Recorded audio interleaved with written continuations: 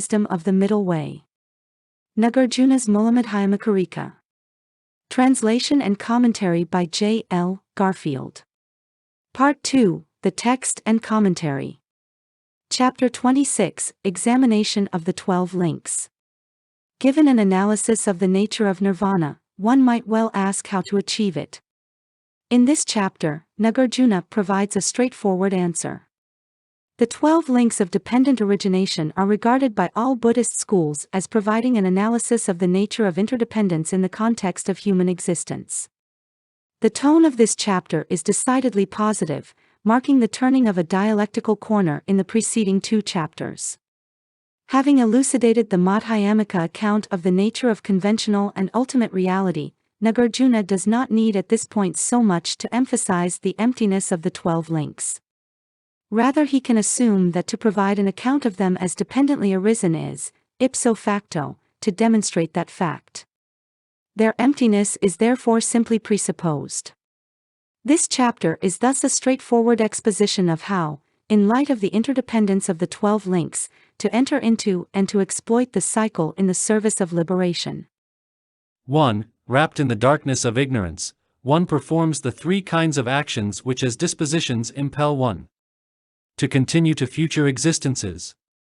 One is caught in cyclic existence for a reason, Nagarjuna asserts, because one acts. There are 3 general kinds of actions distinguished in Buddhist action theory: physical, verbal, and mental. These actions in turn have immediate psychological consequences for the agent. That is, they give rise to new psychological dispositions. In the framework of Buddhist action theory, these dispositions are themselves conceived of as actions existing in a potential form, and of course, when actualized, they emerge as new actions of body, speech, or mind. These in turn lead to a variety of new such consequences and to the continuation of cyclic existence. Transmigration. The continuation of samsara for Nagarjuna is then simply a dependent consequence of one's actions. 2. Having dispositions as its conditions. Consciousness enters transmigration. Once consciousness has entered transmigration, name and form come to be. Continuing through the traditional presentation of the 12 links, Nagarjuna notes that consciousness is a consequence of dispositions and depends upon them, and that name and form follow as a consequence of consciousness. These, therefore, are obviously also dependent phenomena. There are 2 ways to think of the 12 links, generating 2 parallel circles of explanation. One can approach them from the standpoint of transmigration, which provides a standard Buddhist explanation of the cycle of life.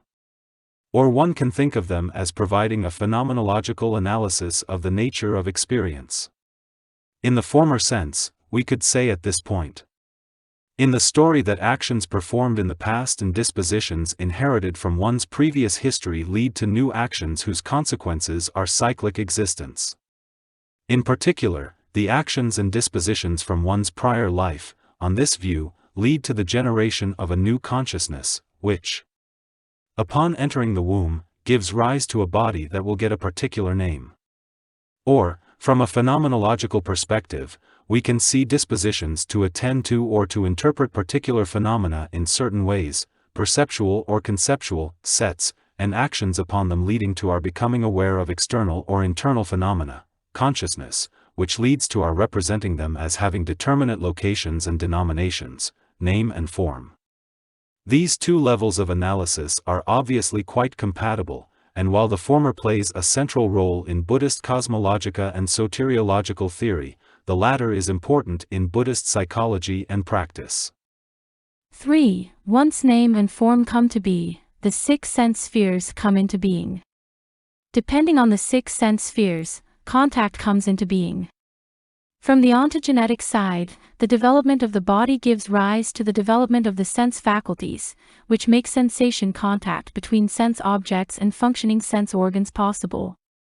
From the phenomenological point of view, we can say that the domain of perceptibles and the structure of perceptual experience and knowledge depends upon our ability to represent and individuate objects, and that sensory contact is sensory contact in the first place only in virtue of its role in experience, which is in turn dependent upon the entire perceptual process. To put the matter crudely, an amputated sense organ in contact with an object is hardly in contact in the appropriate way. 4. That is only dependent on I and form and apprehension. Thus, depending on name and form, and which produces consciousness. The first two lines emphasize that contact, that is, the initial relation between the sense organ and its object, has three necessary and sufficient conditions: sense organ, the object, and the cognitive state to which the sense organ gives rise, apprehension/dran by ed. The last two lines are continuous with the next verse. 5. That which is assembled from the three I and form and consciousness is contact. From contact feeling comes to be. It is important to note that this occurrence of consciousness, renampar shispa, in fact refers to the apprehension of the previous verse, which is in Buddhist psychology a form of consciousness. But it should not be confused with the consciousness whose condition is contact, on pain of a hopeless explanatory tangle. Contact, as we have seen, is dependent upon the existence of the organ, the object, and the functioning of the sense faculty. Dependent upon that contact is sensation. The exposition here is perfectly traditional. It only derives its punch from the context, in light of the connection that has been